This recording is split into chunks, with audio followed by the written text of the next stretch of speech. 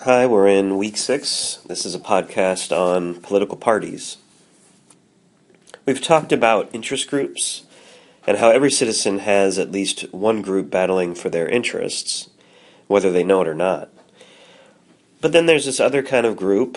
It's a bifurcation in politics that we all learn about from a very early age, and that's the two parties. We have the Democrats and the Republicans, or the Democratic Party, I should say, and the Republican Party. We also call the Republicans the GOP, the Grand Old Party, as kind of a nickname. In political science, we even call people's loyalty to these parties something. We call it party ID, because folks really see their affiliation with these parties as part of their personal identities. Kind of the same way you would say you're a 49ers fan or a Humboldt State Lumberjacks fan. You say that you're on the Democratic team or you're on the Republican team. But these two parties are very different from being just two big interest groups, because rather than trying to influence government the way interest groups do, they seek to operate the government by controlling houses of Congress, by recruiting candidates to run in elections for either Congress or Senate or actually any other office. They also can offer a broad ideological platform for candidates to run on, and then offer policies that the candidates can pursue once they're elected. So you have interest groups which are focused kind of narrowly on a few issues, while parties have to pretty much hold a position on every issue. But the irony is that both parties very rarely have any internal consistency on goals and principles. You see this all the time. For example, in the last several elections, the Tea Party, a conservative branch or faction within the Republican Party, has had a lot of success in electing a block of members, and these members tend to be more conservative than what you'd call the Republican establishment, by which I mean the Speaker of the House, John Boehner. And this has caused a lot of headaches for John Boehner, because his job is to keep the Republican Party consistent in voting as a group. But the Tea Party is more conservative on things like immigration, for example. And when you have divisions like that, the Speaker is going to have a hard time brokering deals on large pieces of legislation. And that's a big reason immigration legislation has gone nowhere, at least for now. So your book mentions several functions of parties, including informing voters, but I have to tell you that I disagree with that one. If it's a quiz question, certainly stick with what the book says. But for me, there's really one primary purpose of the modern political party, and that's to help get like-minded people elected. It's a campaign machine. And as I've said before, running campaigns are so expensive that you can't expect an independent-minded citizen or an individual with something to say to just get up and run for office by herself. She's not going to win. So that person needs support and resources from an organization that does campaigns professionally every 2 years, and that means you're going to either the Democrats or the Republicans. They know the most, they have the most money. So why do we have only two parties, you might ask, when there's such a diversity of opinion in this country? Well, there's a lot of reasons, but the two major ones are system-based, I would say. They're built into how elections are run. We have what are called single-member, winner-take-all districts in this country. So that means that the district, any congressional district, receives only one representative. That person only needs a plurality to win. That just means the most votes in the district, not necessarily majority. So that could mean that you might get 40% in one election if there's more than two candidates. You could end up representing all of the citizens in that district, even the ones that completely disagree with you.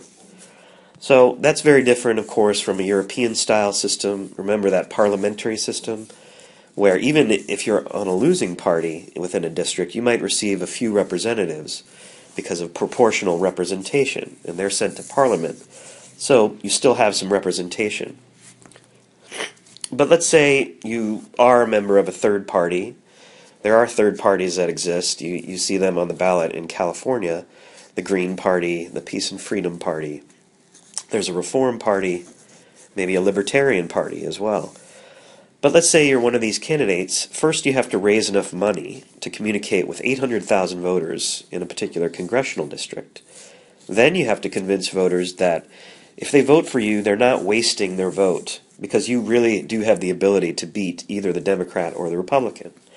And both of those people will have more money than you and more press coverage, just by reason of being part of the two major parties.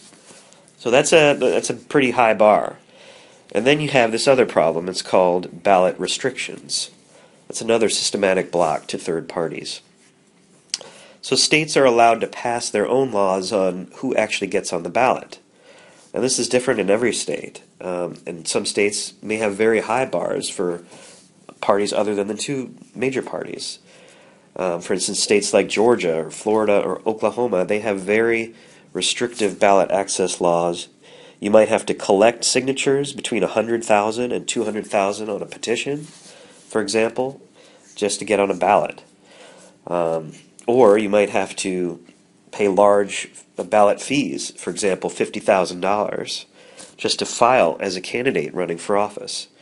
A lot of people don't know about these things, but if you end up running for Congress, you find out very quickly. But for me, the real issue with our two parties, as we've talked about elsewhere, is that they seem to have lost their ability to compromise and broker deals in Congress, which is really what they're for. They're for consolidating negotiating power for these elected officials. So this is called polarization, which just means the distance that between the two parties is getting greater. They're getting farther and farther away. And there's a disturbing dynamic that could account for some polarization. There's lots of different reasons, but here's one of them. And it has to do with primaries. So a primary, of course, is when you run, say, a Democrat against a Democrat to get the nomination for the party to run in the general election. So you really have to win 2 elections to get to office, at least. So these primary elections occur sometimes in the spring, sometimes in odd years. They often receive very little attention, and as you might imagine, very few voters actually turn out to vote in them. So what does that mean? That means in a particular primary in a district, you might only get a few thousand people in that district coming out and deciding who the candidate will be for either party. This is in a district of 800,000 people. So now imagine what kind of person would come out for a primary election. Who are these few thousand people? Well, they're the most motivated and often the most extreme elements within the party. They are either the furthest right in the Republican Party or even the furthest left in the Democratic Party. So if you're that candidate, just to clear that first electoral hurdle, you might have to shape your own ideas and campaign messages to win over that very extreme audience. And then the problem is you have a second election to run against a candidate from the other side. So you have to somehow bring yourself back to the middle. So, for example, imagine you're a moderate Republican voter in Stockton. You want to vote for a candidate who's like you, but when you get into the voting booth, you realize that the Republican candidate who won a few months ago to get the nomination is actually with the Tea Party, and that person doesn't really represent your views. So now do you vote for the Democrat or the Tea Party candidate because you voted Republican your whole life? Well, it's a dilemma. And because of the lack of third parties in our elections, this person I'm talking about is faced with voting for the lesser of two evils instead of a candidate that might mirror her views. So I wish I could tell you that there's an easy fix for this, for being locked into a two-party system, but there is no easy fix. You would probably have to do 2 things if you wanted to fix this. You'd have to ease restrictions on ballot access. So remember those state-based ballot restrictions I mentioned. And that's hard to do. You'd have to do it all across the country in all 50 states.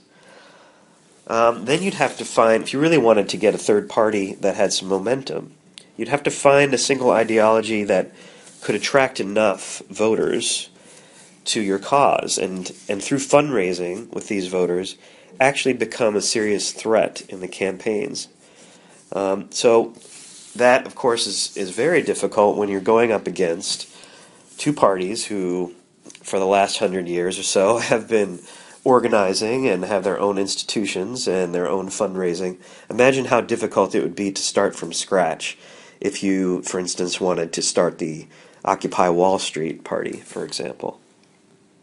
So I don't see this happening in the near future, as much as perhaps it would be great to, and would serve democracy if we had more parties. Okay, something to ponder at the end here. Through political psychology research, we know that party ID, remember that's the affiliation you have with your party, that's part of your identity. We know that this party ID is something that you inherit through interactions with your parents and with other family. This is called socialized, right? Because you're gathering it as you grow up and learn more about politics. On the other hand, the age group that most of you are in, 18 to 24, is a crucial time when the party ID that you might have picked up from your parents can change or shift as you learn more about politics. It's called a crystallization period. So ask yourself this: how much of your party affiliation, such as it is from where you grew up, who you knew, who your friends were, who your family was, and how much of it comes from what you've learned so far, either about politics or policy, in your college classes or through your own reading? It's an interesting question. Thanks, and I'll see you next time.